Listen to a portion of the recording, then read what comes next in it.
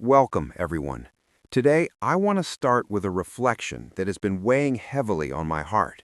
In the rush of our modern lives, we often become our own worst enemies, not through grand acts of malice, but through the quiet, invisible accumulation of tiny, harmful habits. We are moving through the world in a state of unintentional self-destruction. We don't realize that our daily choices are slowly stripping away our focus, our creativity, and our very will to succeed. We are, quite literally, letting our brains rot while we watch in silence. The danger isn't that we are doing this on purpose, it's that we are doing it without even knowing it. The refusal to think, cognitive laziness. The root cause of this decay can be summed up in 4 words: the refusal to think. We have entered an era where we crave a frictionless life. We want the path of least resistance. We avoid complex problems like the plague because they make our heads ache. But here's the biological truth. Your brain is like a muscle. If you don't challenge it, if you don't stretch it to its limits, it will atrophy. When you refuse to engage your gears, you aren't just resting, you are declining. You become intellectually stagnant, and your drive, the fire in your belly, starts to flicker and fade until there is nothing left but ash. The devastating real-world consequences. Let's look at the wreckage this habit leaves behind. The loss of autonomy. How many of you actually make your own decisions? When it comes to your career, your education, or even your relationships, are you choosing based on deep reflection, or are you just copy-pasting the lives of others? Most people are living a life designed by a committee of strangers, only to wake up 10 years later in a maze of regret, wondering why they feel so hollow. The fragility of will. We have become a first failure generation.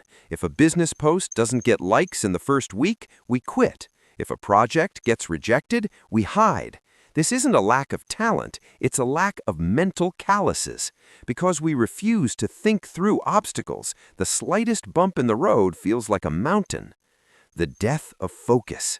We've lost the ability to sit still for 10 minutes. Our minds are so fragmented that deep work has become a superpower. If you cannot focus, you cannot create anything of value. You are simply a consumer in a world that rewards creators. The 7-step architecture for cognitive restoration. We cannot let this continue. It is time to reclaim your mind.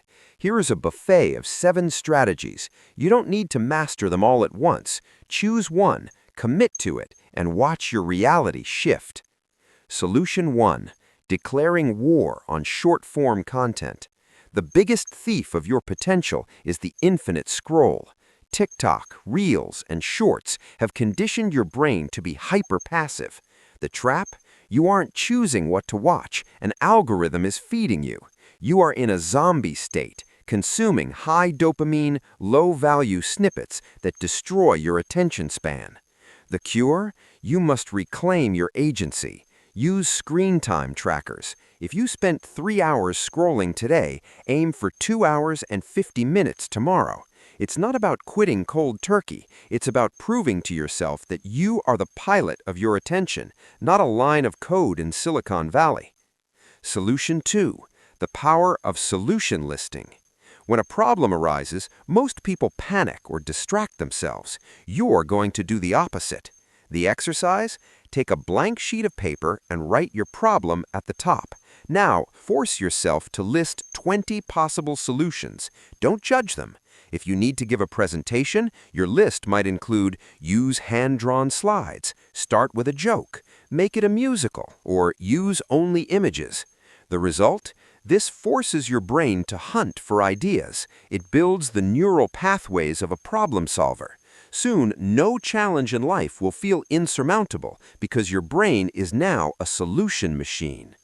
Solution 3. The philosophy of slow consumption.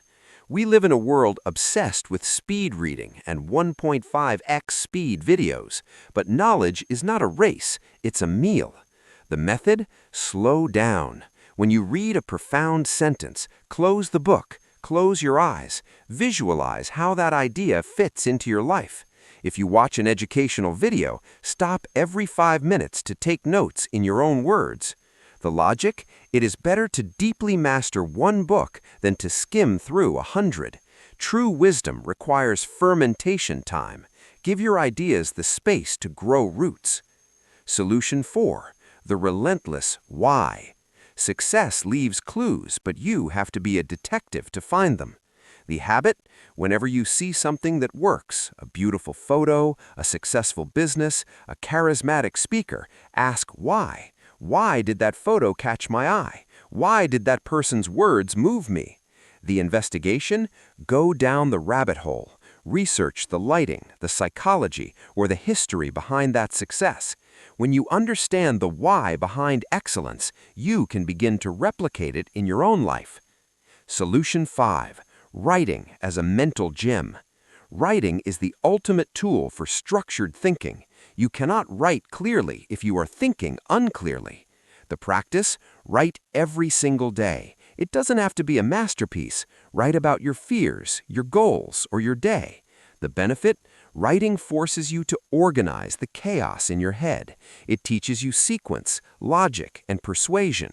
A person who can write well is a person who can think well, and a person who can think well is dangerous in the best way possible. Solution 6.